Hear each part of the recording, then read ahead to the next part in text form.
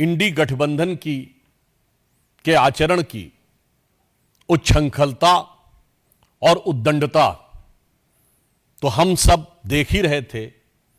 अब उनसे जुड़े हुए लोगों की अपराध में संलिप्तता भी पूरा देश देख रहा है।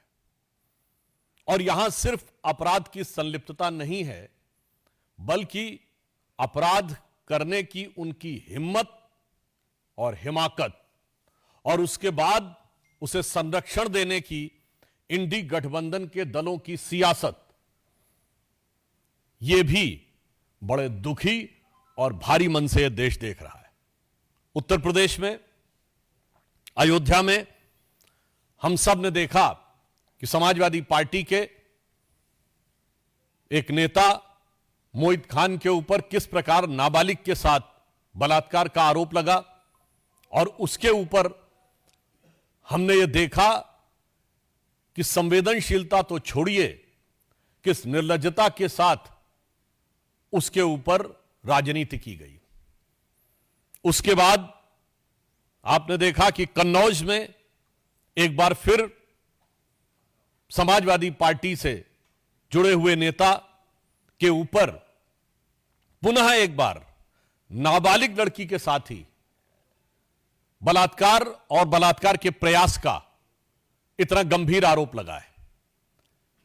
विषय अपराध एक तरफ है, परंतु अपराध के प्रति संवेदनहीनता उससे ज्यादा बड़ा गंभीर विषय है। कन्नौज के इस प्रकरण के ऊपर पहले समाजवादी पार्टी का यह कहना कि उससे हमारा ऐसा संबंध है, वैसा संबंध है नहीं है। जहां तक अखिलेश यादव जी की उनकी संवेदना की चिट्ठी तक अवेलेबल है, और उससे अधिक गंभीर बात है कि समाजवादी पार्टी की एक नेत्री ने यह तो स्वीकार किया ही कि कन्नौज का आरोपी उनकी पार्टी का पूर्व नेता है, उसके साथ एक बहुत ही संवेदनहीन और अशोभनीय बयान भी दिया कि 15 वर्ष की वह लड़की कौन सी नौकरी प्राप्त करने के लिए रात में गई थी। मुझे लगता है कि यह समाजवादी पार्टी की जो असली फितरत है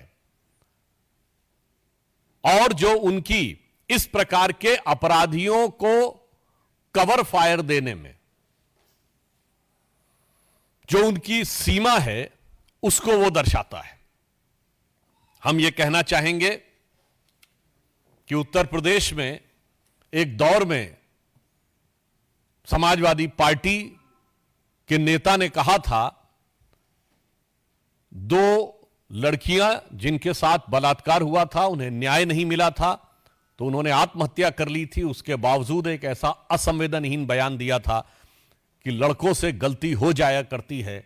आज मैं कहना चाहता हूं कि यूपी के जो 2 लड़के हैं, जो चुनाव के समय कहते थे 2 लड़के, उन लड़कों के साथ के जो लोग हैं वो गलती नहीं अपराध कर रहे हैं। और जब से ये 2 लड़कों की ताकत बढ़ी है, तब से अपराधियों की हिम्मत और हिमाकत भी उसी अनुपात में बढ़ती हुई नजर आ रही है। दुख की बात यह है कि इस प्रकार के विषय पर, जहां नाबालिग बच्चियों के साथ इस प्रकार के दुष्कर्म का आरोप हो, वहां पर ईमानदारी से, क्योंकि हम ये मानते हैं कि अपराध और अपराधी को जात पात, पंथ, मजहब और राजनीतिक दल के तराजू पर नहीं तौलना चाहिए, उसे सिर्फ अपराधी देखना चाहिए। परंतु उसके बावजूद बजाय संवेदनशीलता के अनेक प्रकार की मांगे की जा रही हैं। कोई डीएनए टेस्ट की मांग कर रहा है, कोई कुछ। तो मैं बताना चाहता हूं कि समाजवादी पार्टी का तो डीएनए ही क्या है। अपराध और अपराधियों का सहज साथ, यह पूरे उत्तर प्रदेश को पता है कि अपराधियों के हौसले सबसे ज्यादा बुलंद समाजवादी पार्टी के शासनकाल में होते थे। और समाजवादी पार्टी का असली डीएनए, मैं समाजवादी पार्टी के ही बहुत पुराने समाजवादी नेता हुए और शायर हुए अदम गोंडवी, जिनकी की एक बड़ी प्रसिद्ध पंक्ति है, और ये मैं कैविएट लगा के बोल रहा हूं, ये उनके शब्द हैं, मेरे नहीं हैं। उन्होंने समाजवादी पार्टी में आए हुए आपराधिक तत्वों के हौसले बुलंद होने पर दुखी होकर लिखा था कि यह समाजवादी आंदोलन कहां पहुंच गया। उन्होंने यह लिखा था कि काजू भुना है प्लेट में और विस्की गिलास में, उतरा है रामराज यों विधायक निवास में। और आगे उनकी लाइन है, पक्के समाजवादी हैं तस्कर हो या डकैत। मैं कैविएट लगा के बोल रहा हूं, उनकी लाइन है, मेरी नहीं। पक्के समाजवादी हैं तस्कर हो या डकैत, कितना असर है खादी के उजले लिबास में। तो मुझे लगता है कि यह समाजवादी पार्टी के ही एक समाजवादी नेता के दिल का दर्द आज की समाजवादी पार्टी के असली डीएनए यानी राजनैतिक डीएनए को बताने के लिए पर्याप्त। दूसरी, उससे भी अधिक दुखद, जघन्य और दुर्दांत घटना जो कि पश्चिम बंगाल में हुई, और दुख की बात यह है कि वहां पर इससे भी अधिक विभत्स तरीके से अपराधियों को संरक्षण देने का जो प्रयास किया जा रहा है वो और भी अधिक दुख देने वाला है।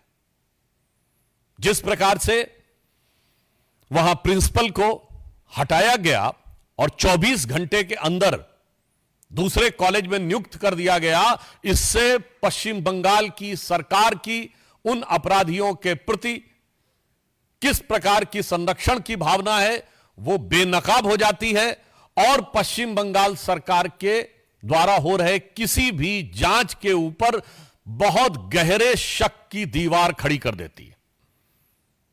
आज मैं पूछना चाहता हूं कि पश्चिम बंगाल की मुख्यमंत्री जी की इतनी ममता उस प्रिंसिपल के प्रति क्यों है।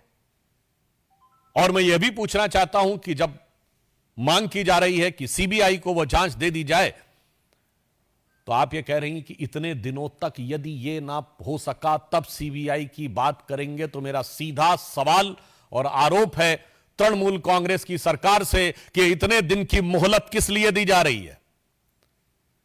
यह इतने दिन की मोहलत किस प्रकार के मैनिपुलेशन के लिए दी जा रही है क्या? क्योंकि संदेश खाली में भी हम लोग यह विषय देख चुके हैं। यदि आपका दिल ईमानदारी से इस विषय पर जांच कराना चाहता है तो देश की सर्वोच्च जांच एजेंसी को त्वरित जांच क्यों नहीं स्थानांतरित की जा रही है? Why immediately the investigation is not been transferred to the highest investigative agency of the country. अब मेरा तीसरा सवाल कांग्रेस पार्टी से है। ये इंडी गठबंधन के सभी लोग जिस ढंग से एक दूसरे से मिले हुए हैं, कहां गई प्रियंका गांधी जी जो कहती थी लड़की हूं लड़ सकती हूं, उनके होठ सिले हुए हैं अयोध्या कन्नौज से लेकर कोलकाता तक। राहुल गांधी जी जो कहते थे कि मोहब्बत की दुकान, तो मुझे लग रहा है कि उनकी दुकान में, उनकी उस सियासी दुकान में मोहब्बत अपराधियों के लिए है, मोहब्बत आतंक के आरोपियों के लिए है, मोहब्बत भ्रष्टाचारियों के लिए है, मोहब्बत दंगाइयों के लिए है और मोहब्बत बलात्कारियों के लिए है। अगर एक शब्द में कहें तो ये इंडी गठबंधन के सभी दल एक दूसरे के अपराध को कवर करने के लिए, जिसे हम लोग एक भाषा में कहते हैं ना, cover fire. So these parties are providing a crime cover to mutual criminal elements, यानी एक दूसरे के आपराधिक तत्वों को एक प्रकार का पॉलिटिकल क्राइम कवर देने का प्रयास कर रहे हैं। हम पुनः यह कहना चाहेंगे कि आप विपक्ष में हो या सत्ता में हो, हम विपक्ष में रहें या सत्ता में रहें, इस प्रकार के विषयों के ऊपर संवेदनशीलता से बात होनी चाहिए, राजनीति के हिसाब से नहीं। और इस तरह के विषय के ऊपर दलगत भावना से ऊपर उठकर विचार किया जाना चाहिए और अपराधियों को किसी भी प्रकार का संरक्षण, उनका मनोबल बढ़ाने का प्रयास अथवा उन्हें मोहलत देने का प्रयास नहीं करना चाहिए। धन्यवाद। प्रश्न सादर आमंत्रित हैं संजय शर्मा।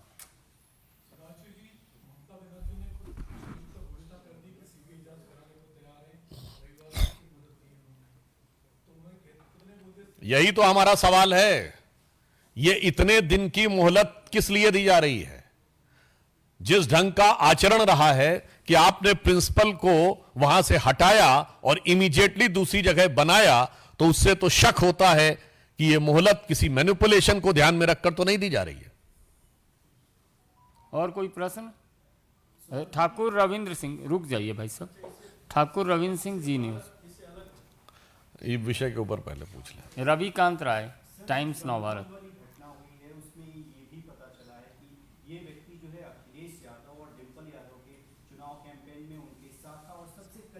सांसद प्रतिनिधि नहीं। देखिए, जानकारी तो यह है पब्लिक डोमेन में कि वो डिंपल यादव जी के सांसद प्रतिनिधि भी रहे हैं। उनके परिवार में संभवतः किसी शोक के अवसर के ऊपर अखिलेश यादव जी का बाकायदा संवेदना का लिखित पत्र भी है। तो मानी हुई बात है उनकी पार्टी से संबंधित रहे होंगे, तभी कोई पत्र लिखे, या फिर समाज का कोई बहुत प्रतिष्ठित व्यक्ति हो। तो मुझे लगता है कि अब इसमें बचाव की गुंजाइश नहीं है और समाजवादी पार्टी को यह साफ समझ लेना चाहिए। और देखिए, इन दोनों में कैसी आपस में, इन सारी पार्टियों में अपराधियों के संरक्षण को लेकर मिलीभगत होती है। आप याद करिए कि मरहूम मुख्तार अंसारी समाजवादी पार्टी से जुड़े हुए थे, और जब पंजाब में कांग्रेस की सरकार थी तो कहते थे मैं पंजाब की जेल में रहना चाहता हूं, यूपी की जेल में नहीं। यानी पंजाब सरकार के दामने रहमत में वो अपने को महफूज महसूस करते थे। तो इससे समझ में आता है कि अपराधियों को लेकर इन दोनों दलों के बीच में, कांग्रेस और सपा, इन दोनों लड़कों के बीच में कैसी दुरभिसंधि है। ठाकुर साहब, फारूक अब्दुल्ला ने कहा है कि मैंने जवाहरलाल नेहरू से मनमोहन सिंह जी तक का प्राइम मिनिस्टर देखा, लेकिन आज के जो प्राइम मिनिस्टर हैं ये हिंदुस्तान को बांट रहे हैं हिंदू मुसलमान सिख ईसाई पर। ये पहले ऐसा कभी नहीं था, ये शैतानी दौर है। मुझे लगता है कि फारूक साहब इस समय भारत के सबसे सीनियर नेताओं में से एक हैं। वो अगर अपने मुंह से बोलें कि मैंने नेहरू जी से लेकर मनमोहन सिंह तक का समय देखा है, तो नेहरू जी की अध्यक्षता में तो भारत के विभाजन का प्रस्ताव पारित हुआ था। तो इससे ज्यादा हास्यास्पद, आधारहीन और तर्कहीन बयान ही नहीं हो सकता कि नेहरू जो अंतरिम सरकार का नेतृत्व 2 सितंबर 1946 को कैबिनेट मिशन प्लान के तहत उन्होंने स्वीकार किया था। और फारूक साहब के सुलभ संज्ञान के लिए बता दूं कि भारत विभाजन का प्रस्ताव 4 जून 1947 को पारित हुआ, जिस समय अंतरिम सरकार का नेतृत्व खुद जवाहरलाल नेहरू कर रहे थे। और कश्मीर के जो 2 हिस्से गए वो भी उन्हीं के जमाने में गए। फैक्ट यह है कि आज का दौर इस देश के प्रति दुर्भावना रखने वाले जो शैतानी ताकतें हैं उनके लिए खौफ का दौर है। यतीन्द्र शर्मा। मेरा एक अलग से सवाल है। राहुल गांधी और मोदी सरकार ने शेयर मार्केट की जो तस्वीर को लेकर आशंका जता रहे हैं, और उनका जो रिकॉर्ड सामने है 5 महीने में 46.5 लाख रुपए से ज्यादा उनको प्रॉफिट हुआ।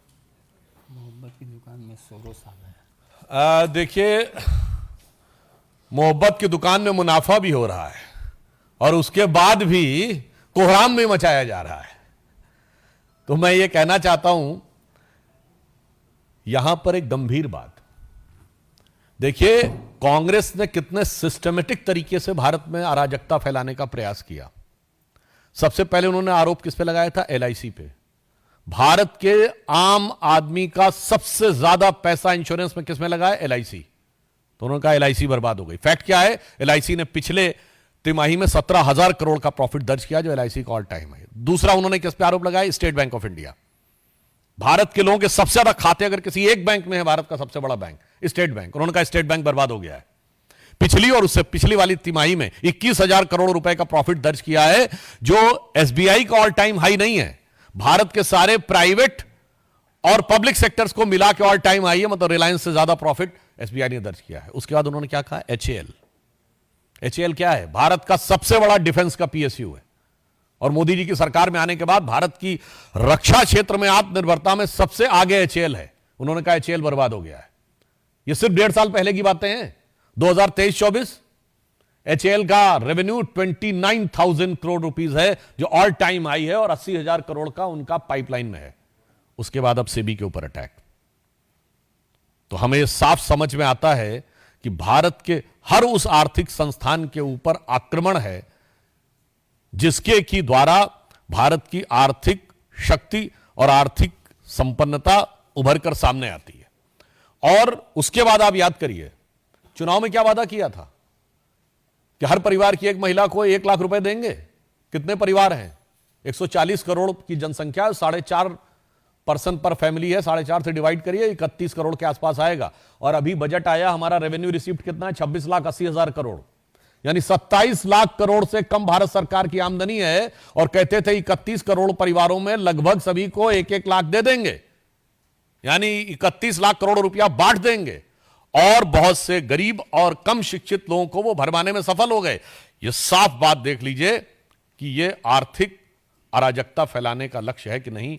और साथ में कौन? मैं कांग्रेस से पुनः ये बात जो कह चुका हूं रिपीट करना चाहता हूं, हमेशा विदेशी कंपनियों के साथ आप क्यों खड़े रहते हैं?